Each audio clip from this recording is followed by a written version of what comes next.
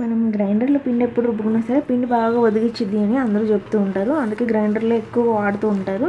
అయితే మనం పిండి ఎంత బాగా ఒదిగిచ్చినా సరే ఇడ్లీలు అనేవి కలుపుకునేటప్పుడు పిండి రవ్వ అనేది ఇట్లా చక్కగా వేసుకున్నాక ఒక 5 నిమిషాలు బాగా బీట్ చేయండి. బీట్ చేస్తే మనకి ఇడ్లీలు చాలా మెత్తగా మృదువుగా వస్తాయి అన్నమాట. చాలా సాఫ్ట్గా కూడా ఉంటాయి అన్నమాట. ఈ టిప్ అనేది బాగా యూజ్ అవుతుంది. తప్పకుండా ట్రై చేయండి. నేను ఇప్పుడు ఇడ్లీ పిండి వేసాను గ్రైండర్లో. పిండి చూడండి ఎంత బాగా ఒదిగిందో. ఇలా ఒదిగిన పిండి అనేది మనం ఫ్రిడ్జ్లో 2-3 రోజులు ఈజీగా స్టోర్ చేసుకోవచ్చు, పాడవకుండా ఉంటుంది. ఇంకా తర్వాత వీడియోస్ కోసం మొదలు సబ్స్క్రైబ్ చేసి బెల్ ఐకాన్ ప్రెస్ చేయండి. ఈ వీడియో అంతే. Bye bye.